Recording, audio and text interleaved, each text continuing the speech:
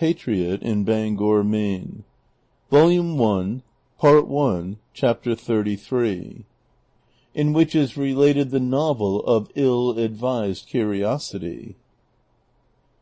In Florence, a rich and famous city of Italy, in the province called Tuscany, there lived two gentlemen of wealth and quality, Anselmo and Lothario, such great friends that by way of distinction they were called by all that knew them the two friends. They were unmarried, young, of the same age and of the same tastes, which was enough to account for the reciprocal friendship between them.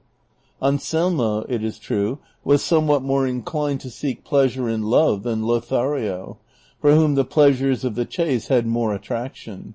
But on occasion Anselmo would forego his own taste to yield to those of Lothario, and Lothario would surrender his to fall in with those of Anselmo, and in this way their inclinations kept pace one with the other, with a concord so perfect that the best regulated clock could not surpass it. Anselmo was deep in love with a high-born and beautiful maiden of the same city, the daughter of parents so estimable and so estimable herself, that he resolved with the approval of his friend Lothario, without whom he did nothing, to ask her of them in marriage, and did so, Lothario being the bearer of the demand, and conducting the negotiations so much to the satisfaction of his friend, that in a short time he was in possession of the object of his desires, and Camilla so happy in having won Anselmo for her husband, that she gave thanks unceasingly to heaven and to Lothario, by whose means such good fortune had fallen to her. The first few days, those of a wedding being usually days of merrymaking, Lothario frequented his friend Anselmo's house as he had been wont, striving to do honor to him and to the occasion, and to gratify him in every way he could. But when the wedding days were over, and the succession of visits and congratulations had slackened, he began purposely to leave off going to the house of Anselmo, for it seemed to him, as it naturally would to all men of sense, that friends' houses ought not to be visited after marriage with the same frequency as in their master's bachelor days, because, although true and genuine friendship cannot and should not be in any way suspicious, still a married man's honor is a thing of such delicacy that it is held liable to injury from brothers, much more from friends. Anselmo remarked of the cessation of Lothario's visits, and complained of it to him, saying that if he had known that marriage was to keep him from enjoying his society as he used, he would never have married, and that if by the thorough harmony that subsisted between them while he was a bachelor they had earned such a sweet name as that of the two friends, he should not allow a title so rare and so delightful to be lost through a needless anxiety to act circumspectly. And so he entreated him, if such a phrase was allowable between them, to be once more master of his house, and to come in and go out as formerly, assuring him that his wife Camilla had no other desire of inclination than that which he would wish her to have, and that knowing how sincerely they loved one another, she was grieved to see such coldness in him. To all this and much more that Anselmo said to Lothario, to persuade him to come to his house as he had been in the habit of doing, Lothario replied with so much prudent sense and judgment that Anselmo was satisfied of his friend's good intentions, and it was agreed that on 2 days in the week and on holidays Lothario should come to dine with him. But though this arrangement was made between them, Lothario resolved to observe it no further than he considered to be in accordance with the honor of his friend, whose good name was more to him than his own. He said, and justly, that a married man upon whom heaven had bestowed a beautiful wife should consider as carefully what friends he brought to his house as what female friends his wife associated with. For what can not be done or arranged in the marketplace, in church, at public festivals, or at stations, opportunities that husbands cannot always deny their wives, may be easily managed in the house of the female friend or relative in whom most confidence is reposed. Lothario said, too, that every married man should have some friend who would point out to him any negligence he might be guilty of in his conduct, for it will sometimes happen that owing to the deep affection the husband bears his wife, either he does not caution her, or, not to vex her, refrains from telling her to do or not to do certain things, doing or avoiding which may be a matter of honor or reproach to him.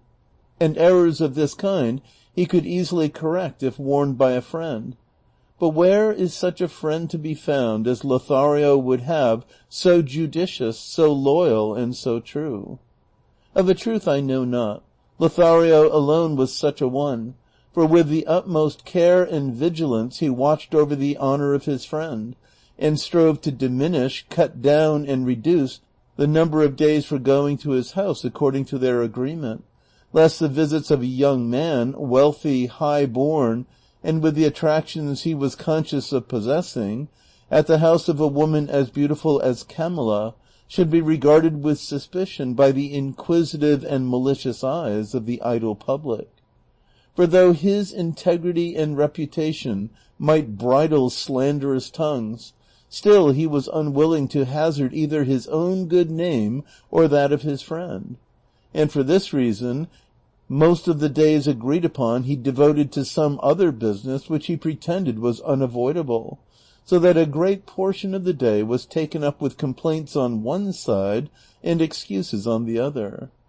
It happened, however, that on one occasion when the two were strolling together through a meadow outside the city, Anselmo addressed the following words to Lothario: "Thou mayest suppose, Lothario, my friend, that I am unable to give sufficient thanks for the favors God has rendered me in making me the son of such parents as mine were, and bestowing upon me with no niggard hand what are called the gifts of nature as well as those of fortune, and above all for what he has done in giving me thee for a friend and Camilla for a wife, two treasures that I value, if not as highly as I ought, at least as highly as I am able. And yet with all these good things, which are commonly all that men need to enable them to live happily, I am the most discontented and dissatisfied man in the whole world. For I know not how long since I have been harassed and oppressed by a desire so strange and so unusual that I wonder at myself and blame and chide myself when I am alone,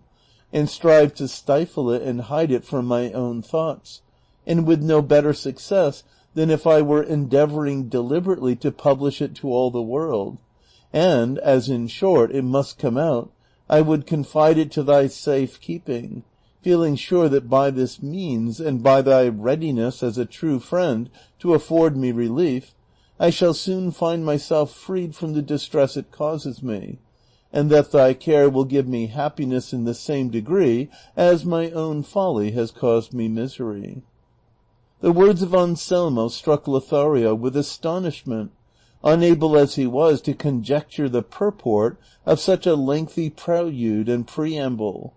and though he strove to imagine what desire it could be that so troubled his friend, his conjectures were all far from the truth, and to relieve the anxiety which this perplexity was causing him, he told him he was doing a flagrant injustice to their great friendship in seeking circuitous methods of confiding to him his most hidden thoughts, for he well knew he might reckon upon his counsel in diverting them, or his help in carrying them into effect.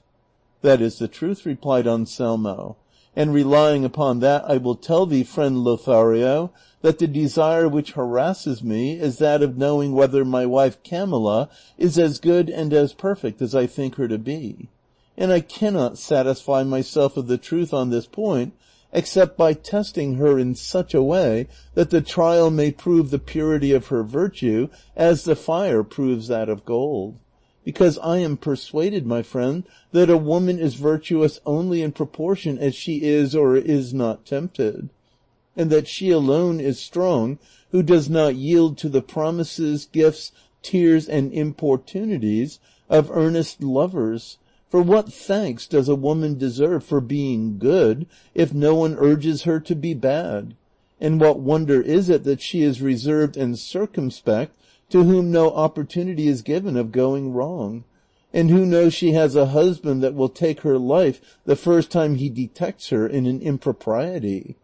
I do not therefore hold her who is virtuous through fear or want of opportunity in the same estimation as her who comes out of temptation and trial with a crown of victory. And so, for these reasons and many others that I could give thee to justify and support the opinion I hold, I am desirous that my wife Camilla should pass this crisis, and be refined and tested by the fire of finding herself wooed and solicited, and by one worthy to set his affections upon her. And if she comes out, as I know she will, victorious from this struggle, I shall look upon my good fortune as unequalled. I shall be able to say that the cup of my desire is full, and that the virtuous woman of whom the sage says, "Who shall find her?" has fallen to my lot.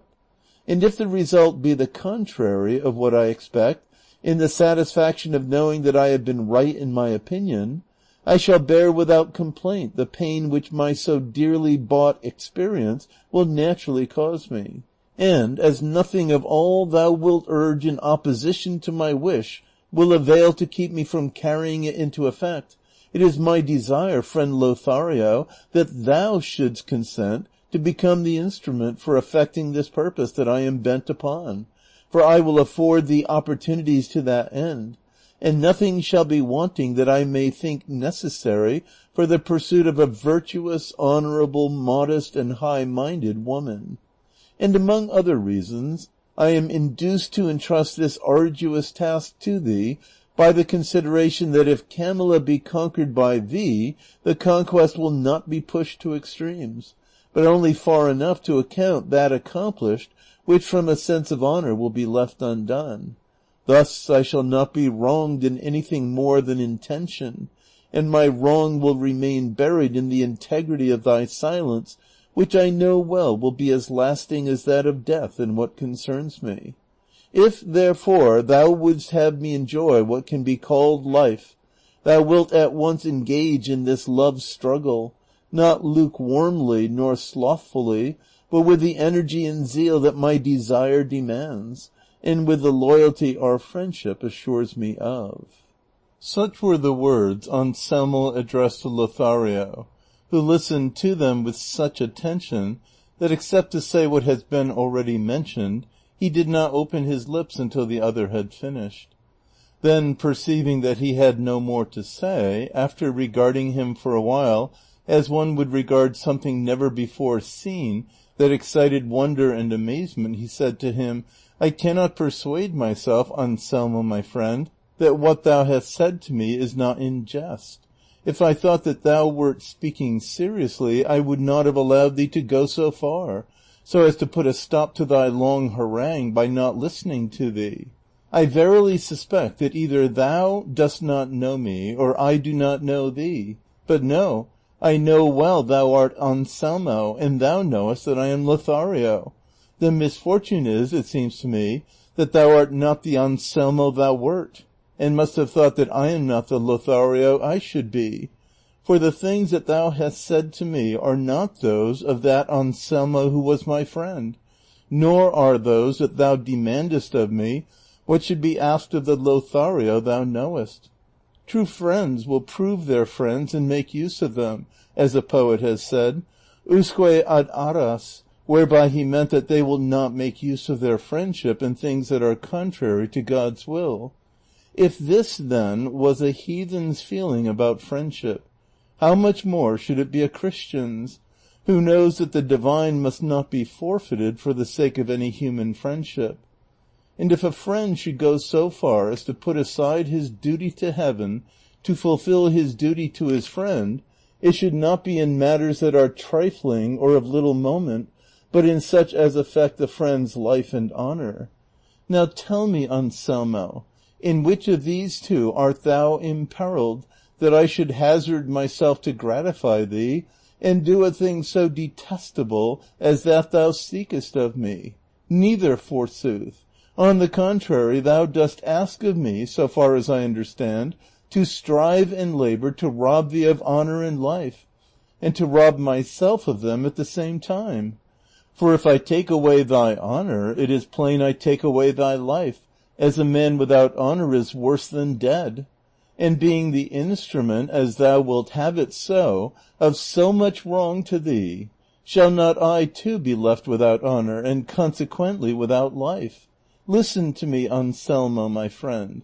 and be not impatient to answer me until I have said what occurs to me touching the object of thy desire, for there will be time enough left for thee to reply and for me to hear. Be it so, said Anselmo, say what thou wilt. Lothario then went on to say, It seems to me, Anselmo, that thine is just now the temper of mind which is always that of the Moors, who can never be brought to see the error of their creed by quotations from the Holy Scriptures, or by reasons which depend upon the examination of the understanding, or are founded upon the articles of faith, but must have examples that are palpable, easy, intelligible, capable of proof, not admitting of doubt, with mathematical demonstrations that cannot be denied, like, if equals be taken from equals, the remainders are equal, and if they do not understand this in words, and indeed they do not, it has to be shown to them with the hands, and put before their eyes, and even with all this, no one succeeds in convincing them of the truth of our holy religion. This same mode of proceeding I shall have to adopt with thee, for the desire which has sprung up in thee is so absurd and remote from everything that has a semblance of reason, that I feel it would be a waste of time to employ it in reasoning with thy simplicity, for at present I will call it by no other name, and I am even tempted to leave thee in thy folly as a punishment for thy pernicious desire. But the friendship I bear thee, which will not allow me to desert thee in such manifold danger of destruction, keep me from dealing so harshly by thee. And that thou mayest clearly see this, say, Anselmo, hast thou not told me that I must force my suit upon a modest woman, decoy one that is virtuous, make overtures to one that is pure-minded, pay court to one that is prudent? Yes, thou hast told me so. Then if thou knowest that thou hast a wife, modest, virtuous, pure-minded, and prudent, what is it that thou seekest? And if thou believest that she will come forth victorious from all my attacks, as doubtless she would, what higher titles than those she possesses now dost thou think thou canst bestow upon her then? Or in what will she be better then than she is now? Either thou dost not hold her to be what thou sayest, or thou knowest not what thou dost demand. If thou dost not hold her to be what thou sayest, why dost thou seek to prove her instead of treating her as guilty in the way that may seem best to thee?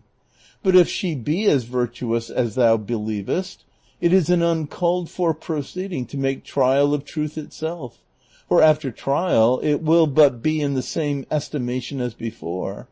Thus, then, it is conclusive that to attempt things from which harm rather than advantage may come to us is the part of unreasoning and reckless minds, more especially when they are things which we are not forced or compelled to attempt,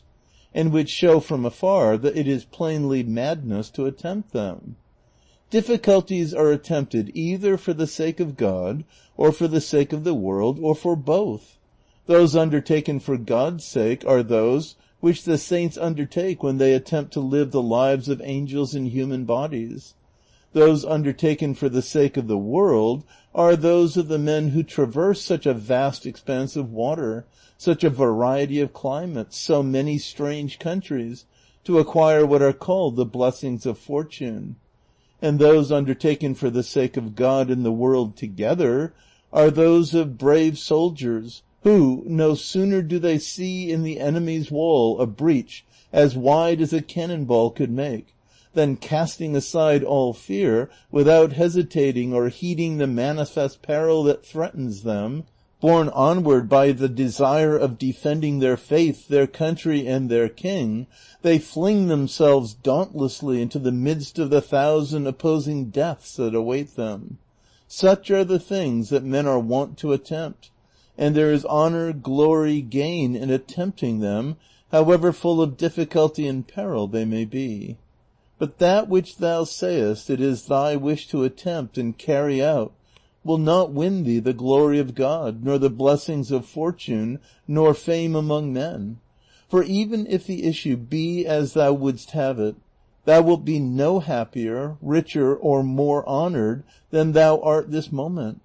And if it be otherwise, thou wilt be reduced to misery greater than can be imagined. For then it will avail thee nothing to reflect that no one is aware of the misfortune that has befallen thee. It will suffice to torture and crush thee that thou knowest it thyself. And in confirmation of the truth of what I say, let me repeat to thee a stanza made by the famous poet Luigi Tansilo at the end of the first part of his Tears of St. Peter, which says thus: The anguish and the shame but greater grew in Peter's heart as morning slowly came. No eye was there to see him, well he knew, yet he himself was to himself a shame. Exposed to all men's gaze or screened from view, a noble heart will feel the pang the same. A prey to shame the sinning soul will be, though none but heaven and earth its shame can see. Thus, by keeping it secret, thou wilt not escape thy sorrow, but rather thou wilt shed tears unceasingly, if not tears of the eyes, tears of blood from the heart, like those shed by that simple doctor our poet tells us of, that tried the test of the cup, which the wise Rinaldo, better advised, refused to do. For though this may be a poetic fiction, it contains a moral lesson worthy of attention and study and imitation. Moreover, by what I am about to say to thee, thou wilt be led to see the great error thou wouldst commit. Tell me, Anselmo, if heaven or good fortune had made thee master and lawful owner of a diamond of the finest quality, with the excellence and purity of which all the lapidaries that had seen it had been satisfied, saying with one voice in common consent that in purity, quality, and fineness it was all that a stone of the kind could possibly be, thou thyself, too, being of the same belief, as knowing nothing to the contrary, would it be reasonable in thee to desire to take that diamond and place it between an anvil and a hammer, and by mere force of blows and strength of arm try if it were as hard and as fine as they said? And if thou didst, and if the stone should resist so silly a test, thou would add nothing to its value or reputation. And if it were broken, as it might be, would not all be lost? Undoubtedly it would, leaving its owner to be rated as a fool in the opinion of all. Consider then, Anselmo, my friend, that Camilla is a diamond of the finest quality, as well in thy estimation as in that of others, and that it is contrary to reason to expose her to the risk of being broken. For if she remain intact, she cannot rise to a higher value than she now possesses. And if she give way and be unable to resist, bethink thee now how thou wilt be deprived of her, and with what good reason thou wilt complain of thyself for having been the cause of her ruin and thine own. Remember, there is no jewel in the world so precious as a chaste and virtuous woman, and that the whole honor of women consists in reputation. And since thy wife's is of that high excellence that thou knowest, wherefore shouldst thou seek to call that truth in question? Remember, my friend, that woman is an imperfect animal, and that impediments are not to be placed in her way to make her trip and fall, but that they should be removed, and her path left clear of all obstacles, so that without hindrance she may run her course freely to attain the desired perfection, which consists in being virtuous. Naturalists tell us that the ermine is a little animal which has a fur of purest white, and that when the hunters wish to take it, they make use of this artifice. Having ascertained the places which it frequents and passes, they stop the way to them with mud, and then rousing it, drive it towards the spot, and as soon as the ermine comes to the mud it halts, and allows itself to be taken captive rather than pass through the mire and spoil and sully its whiteness, which it values more than life and liberty. The virtuous and chaste woman is an ermine, and whiter and purer than snow is the virtue of modesty. And he who wishes her not to lose it, but to keep and preserve it, must adopt a course different from that employed with the ermine. He must not put before her the mire of the gifts and attentions of persevering lovers, because perhaps, and even without a perhaps, she may not have sufficient virtue and natural strength in herself to pass through and tread underfoot these impediments. They must be removed, and the brightness of virtue and the beauty of a fair fame must be put before her. A virtuous woman, too, is like a mirror of clear shining crystal, liable to be tarnished and dimmed by every breath that touches it. She must be treated as relics are, adored, not touched. She must be protected and prized as one protects and prizes a fair garden full of roses and flowers, the owner of which allows no one to trespass or pluck a blossom. Enough for others that from afar and through the iron grating they may enjoy its fragrance and its beauty. Finally, let me repeat to thee some verses that come to my mind. I heard them in a modern comedy, and it seems to me they bear upon the point we are discussing. A prudent old man was giving advice to another, the father of a young girl, to lock her up, watch over her, and keep her in seclusion, and among other arguments he used these: Woman is a thing of glass, but her brittleness 'tis best not too curiously to test, who knows what may come to pass. Breaking is an easy matter, and it's folly to expose what you cannot mend to blows, what you can't make whole to shatter. This then all may hold as true, and the reasons plain to see, for if Danaes there be, there are golden showers too. All that I have said to thee so far, Anselmo, has had reference to what concerns thee. Now it is right that I should say something of what regards myself. And if I be prolix, pardon me, for the labyrinth into which thou hast entered, and from which thou wouldst have me extricate thee, makes it necessary. Thou dost reckon me thy friend, and thou wouldst rob me of honor, a thing wholly inconsistent with friendship.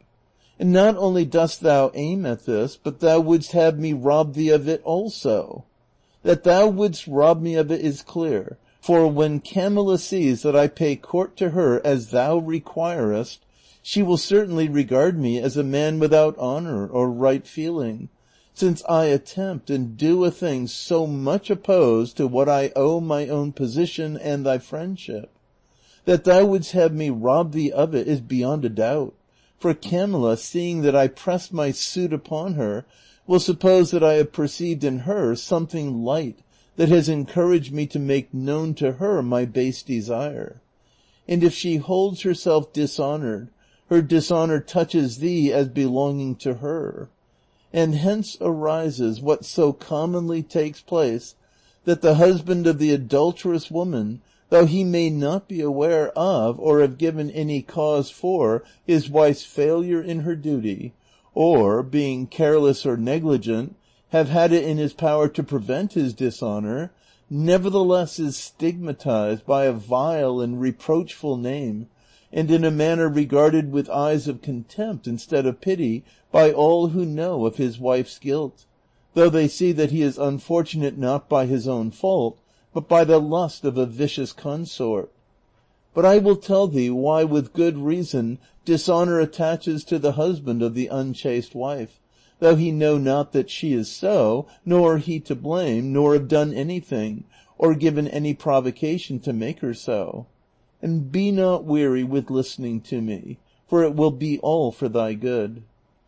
When God created our first parent in the earthly paradise, the Holy Scripture says that he infused sleep into Adam, and while he slept took a rib from his left side, of which he formed our mother Eve. And when Adam awoke and beheld her, he said, This is flesh of my flesh, and bone of my bone. And God said, For this shall a man leave his father and his mother, and they shall be two in one flesh. And then was instituted the divine sacrament of marriage, with such ties that death alone can loose them. And such is the force and virtue of this miraculous sacrament, that it makes two different persons one in the same flesh. And even more than this, when the virtuous are married. For though they have two souls, they have but one will. And hence it follows that the flesh of the wife is one and the same with that of her husband. The stains that may come upon it, or the injuries it incurs, fall upon the husband's flesh, though he, as has been said, may have given no cause for them. For as the pain of the foot or any member of the body is felt by the whole body, because all is one flesh, as the head feels the hurt to the ankle without having caused it, so the husband, being one with her, shares the dishonor of the wife. And as all worldly honor or dishonor comes of flesh and blood, and the erring wife's is of that kind, the husband must needs bear his part of it, and be held dishonored without knowing it. See then, Anselmo, the peril thou art encountering in seeking to disturb the peace of thy virtuous consort. See for what an empty and ill-advised curiosity thou wouldst rouse up passions that now repose in quiet in the breast of thy chaste wife. Reflect that what thou art staking all to win is little, and what thou wilt lose so much that I leave it undescribed, not having the words to express it. But if all I have said be not enough to turn thee from thy vile purpose, thou must seek some other instrument for thy dishonor and misfortune. For such I will not consent to be, though by this I lose thy friendship, the greatest loss that I can conceive. Having said this, the wise and virtuous Lothario was silent, and Anselmo, troubled in mind and deep in thought, was unable for a while to utter a word in reply. But at length he said, I have listened, Lothario, my friend, attentively, as thou hast seen, to what thou hast chosen to say to me. And in thy arguments, examples, and comparisons, I have seen that high intelligence thou dost possess, and the perfection of true friendship thou hast reached. And likewise I see and confess that if I am not guided by thy opinion, but follow my own, I am flying from the good and pursuing the evil. This being so, thou must remember that I am now laboring under that infirmity which women sometimes suffer from, when the craving seizes them to eat clay, plaster, charcoal, and things even worse, disgusting to look at, much more to eat, so that it will be necessary to have recourse to some artifice to cure me. And this can be easily effected if only thou wilt make a beginning, even though it be in a lukewarm and make-believe fashion, to pay court to Camilla, who will not be so yielding that her virtue will give way at the first attack. With this mere attempt I shall rest satisfied, and thou wilt have done what our friendship binds thee to do, not only in giving me life, but in persuading me not to discard my honor.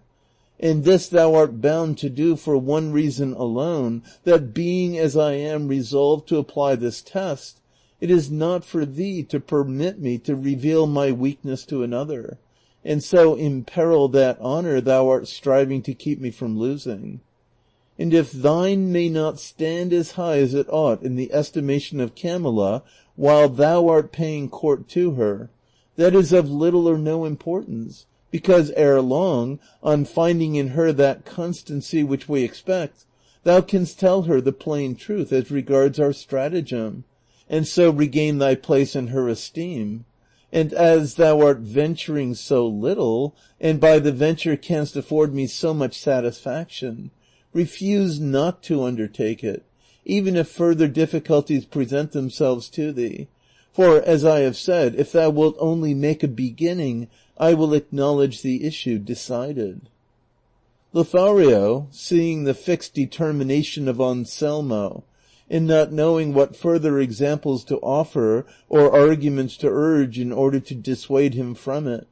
and perceiving that he threatened to confide his pernicious scheme to someone else, to avoid a greater evil, resolved to gratify him and do what he asked, intending to manage the business so as to satisfy Anselmo without corrupting the mind of Camilla.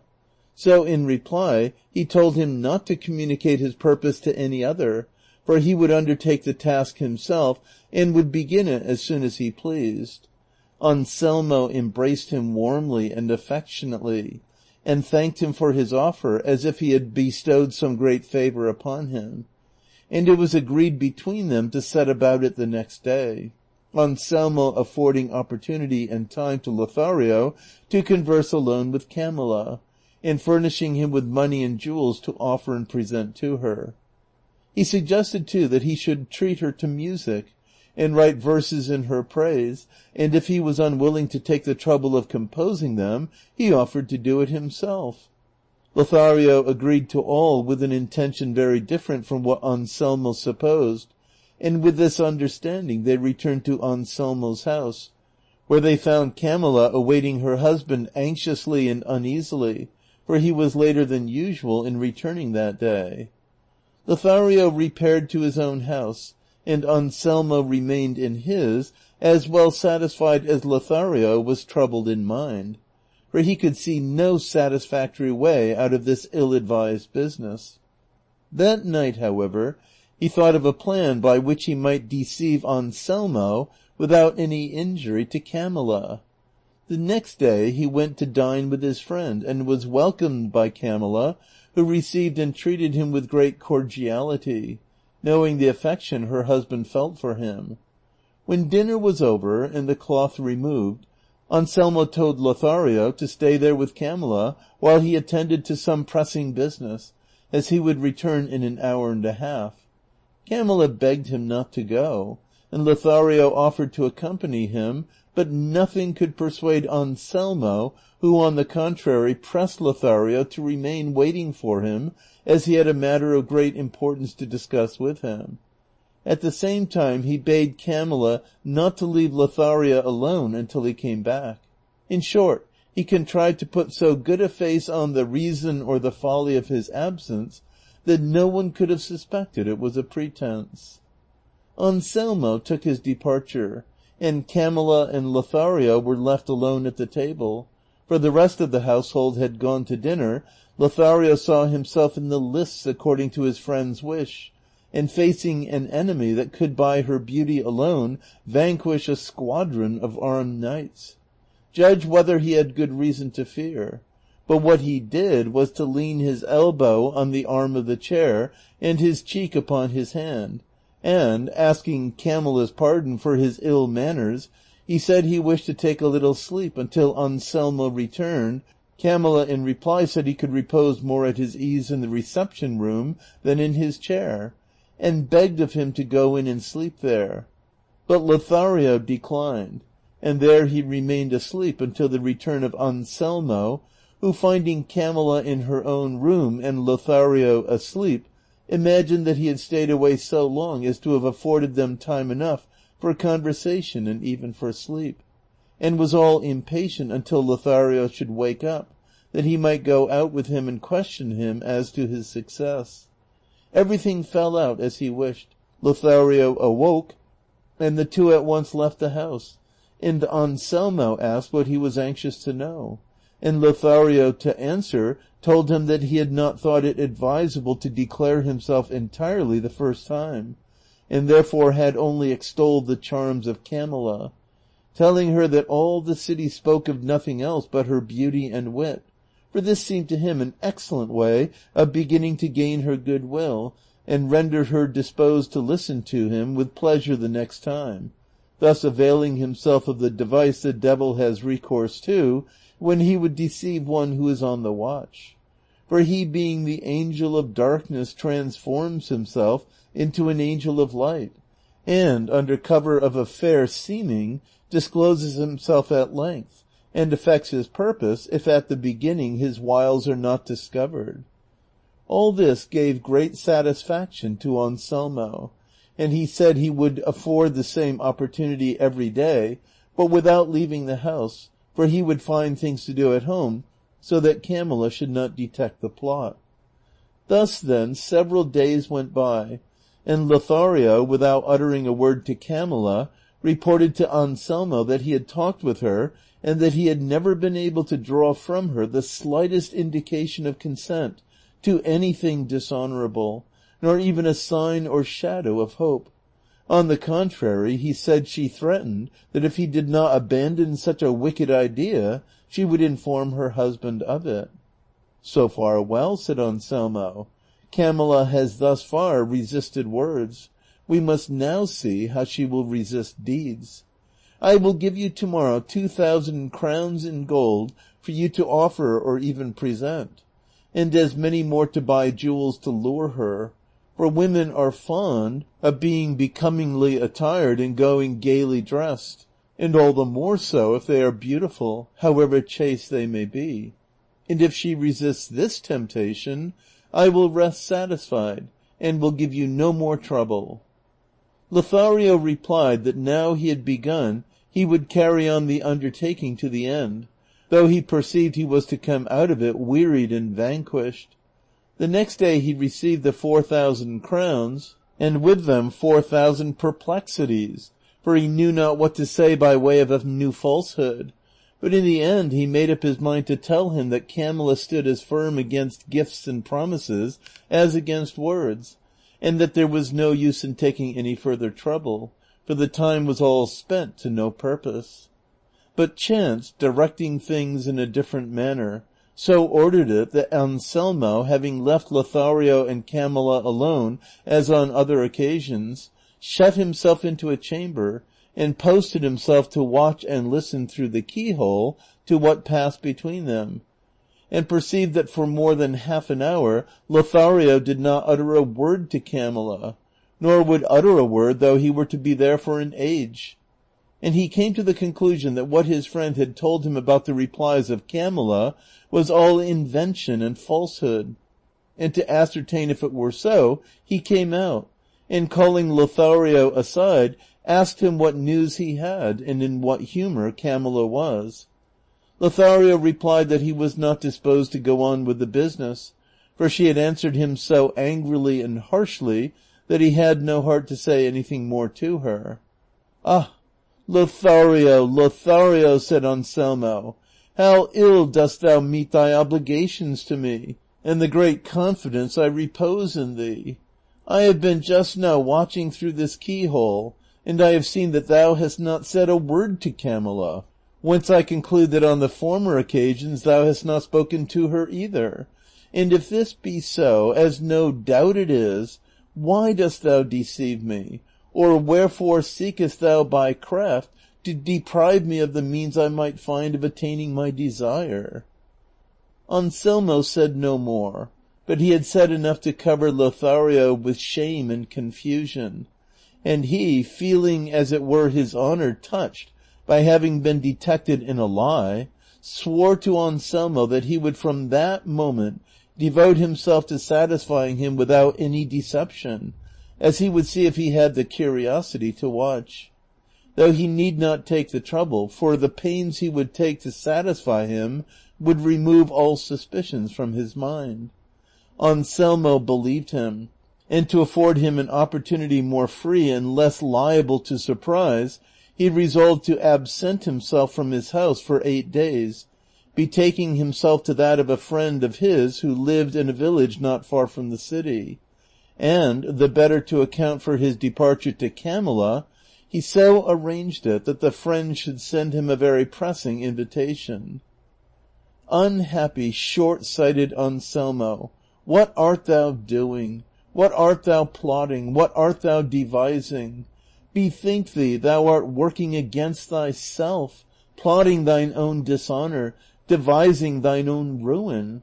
Thy wife Camilla is virtuous, thou dost possess her in peace and quietness. No one assails thy happiness. Her thoughts wander not beyond the walls of thy house. Thou art her heaven on earth, the object of her wishes, the fulfillment of her desires, the measure wherewith she measures her will, making it conform in all things to thine in heavens. If then the mine of her honor, beauty, virtue, and modesty yields thee without labor all the wealth it contains, and thou canst wish for, why wilt thou dig the earth in search of fresh veins, of new unknown treasure, risking the collapse of all, since it but rests on the feeble props of her weak nature? Bethink thee that from him who seeks impossibilities, that which is possible may with justice be withheld, as was better expressed by a poet who said, "'Tis mine to seek for life in death, health in disease seek I seek in prison freedom's breath, in traitors loyalty. So fate that ever scorns to grant or grace or boon to me, since what can never be I want, denies me what might be." The next day, Anselmo took his departure for the village, leaving instructions with Camilla that during his absence Lothario would come to look after his house and to dine with her, and that she was to treat him as she would himself. Camilla was distressed, as a discreet and right-minded woman would be, at the orders her husband left her, and bade him remember that it was not becoming that any one should occupy his seat at the table during his absence, and if he acted thus not from feeling confidence that she would be able to manage his house, let him try her this time, and he would find by experience that she was equal to greater responsibilities. Anselmo replied that it was his pleasure to have it so, and that she had only to submit and obey. Camilla said she would do so, though against her will. Anselmo went, and the next day Lothario came to his house, where he was received by Camilla with a friendly and modest welcome. But she never suffered Lothario to see her alone, for she was always attended by her men and women servants, especially by a handmaid of hers, Leonela by name, to whom she was much attached, for they had been brought up together from childhood in her father's house, and whom she had kept with her after her marriage with Anselmo. The first 3 days Lothario did not speak to her, though he might have done so when they removed the cloth and the servants retired to dine hastily.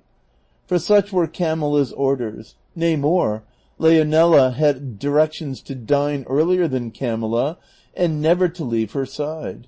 She, however, having her thoughts fixed upon other things more to her taste, and wanting that time and opportunity for her own pleasure, did not always obey her mistress's commands, but on the contrary left them alone, as if they had ordered her to do so. But the modest bearing of Camilla, the calmness of her countenance, the composure of her aspect, were enough to bridle the tongue of Lothario. But the influence which the many virtues of Camilla exerted in imposing silence on Lothario's tongue proved mischievous for both of them, for if his tongue was silent, his thoughts were busy, and could dwell at leisure upon the perfections of Camilla's goodness and beauty one by one, charms enough to warm with love a marble statue, not to say a heart of flesh. Lothario gazed upon her when he might have been speaking to her, and thought how worthy of being loved she was, and thus reflection began little by little to assail his allegiance to Anselmo, and 1,000 times he thought of withdrawing from the city, and going where Anselmo should never see him, nor he see Camilla. But already the delight he found in gazing on her interposed and held him fast. He put a constraint upon himself, and struggled to repel and repress the pleasure he found in contemplating Camilla. When alone he blamed himself for his weakness, called himself a bad friend, nay, a bad Christian. Then he argued the matter and compared himself with Anselmo, always coming to the conclusion that the folly and rashness of Anselmo had been worse than his faithlessness, and that if he could excuse his intentions as easily before God as with man, he need fear no punishment for his offense. In short, the beauty and goodness of Camilla, joined with the opportunity which the blind husband had placed in his hands, overthrew the loyalty of Lothario, and giving heed to nothing save the object towards which his inclinations led him, after Anselmo had been 3 days absent, during which he had been carrying on a continual struggle with his passion, he began to make love to Camilla with so much vehemence and warmth of language that she was overwhelmed with amazement, and could only rise from her place and retire to her room without answering him a word. But the hope which always springs up with love was not weakened in Lothario by this repelling demeanor. On the contrary, his passion for Camilla increased, and she, discovering in him what she had never expected, knew not what to do. And considering it neither safe nor right to give him the chance or opportunity of speaking to her again, she resolved to send, as she did that very night, one of her servants with a letter to Anselmo, in which she addressed the following words to him. End of Volume 1, Part 1, Chapter 33. Recording by Expatriate in Bangor, Maine.